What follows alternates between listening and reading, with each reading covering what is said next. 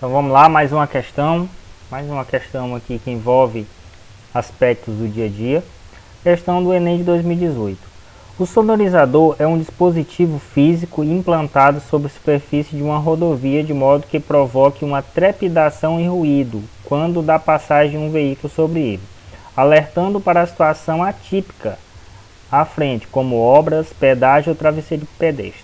Ao passar sobre os sonorizadores, a suspensão do veículo sofre vibrações que produzem ondas sonoras, resultando de um barulho peculiar.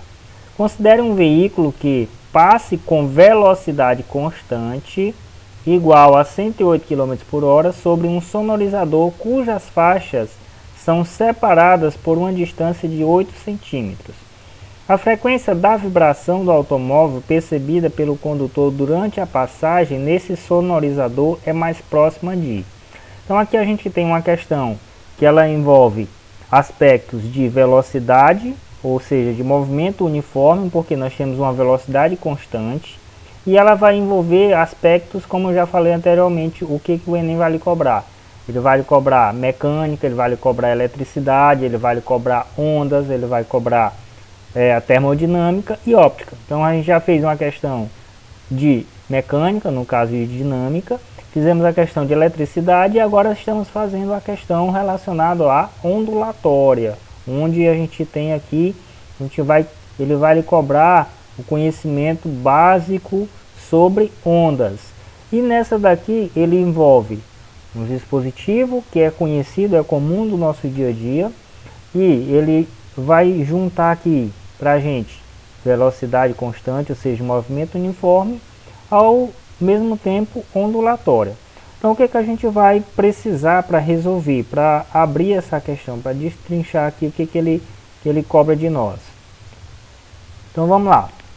Primeiro, é sempre interessante, é sempre importante lembrar que na física a gente sempre tem que tomar cuidado com as unidades. Às vezes você sabe fazer o cálculo, às vezes você executa a equação de maneira correta e acaba perdendo uma questão simplesmente pela questão das unidades. Observe sempre e observe para colocar essas unidades em unidades do SI, certo? Por exemplo, nós temos aqui a velocidade está em km por hora. Para transformar em metros por segundo, a gente já sabe que faz o quê? Divide por 3,6.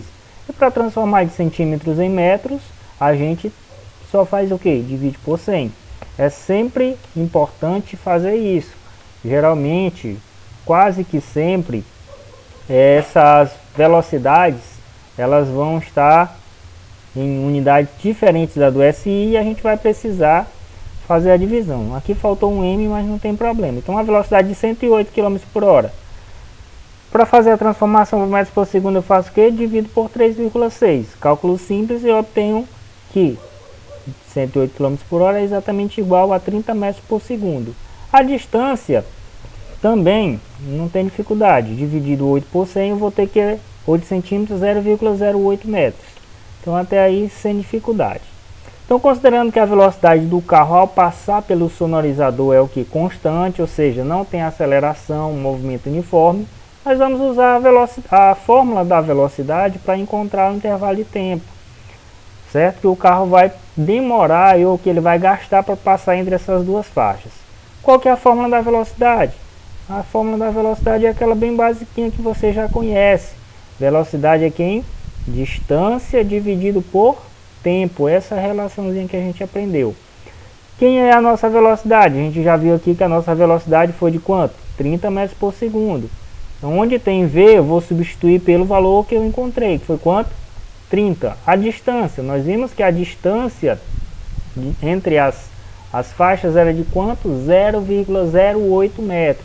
Daqui a importância da gente ter feito aquela conversão.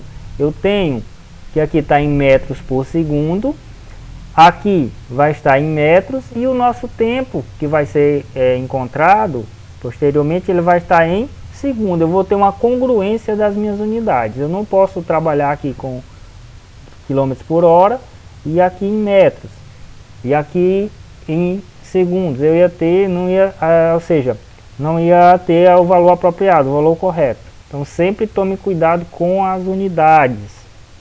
Então fazendo reorganizando essa equação, o tempo vai ser o quê? Eu trago o tempo para cá, para o lugar do 30, ele desce, seria 0,08 dividido por 30 segundos. Não vamos dividir isso agora, nós vamos achar esse valor depois, porque a gente vai achar um valor aí bem pequeno, então a gente já aplica, deixa nessa forma aí de equação, 0,08 por 30, para a gente aplicar agora no nosso segundo passo, na nossa segunda situação dentro do mesmo problema.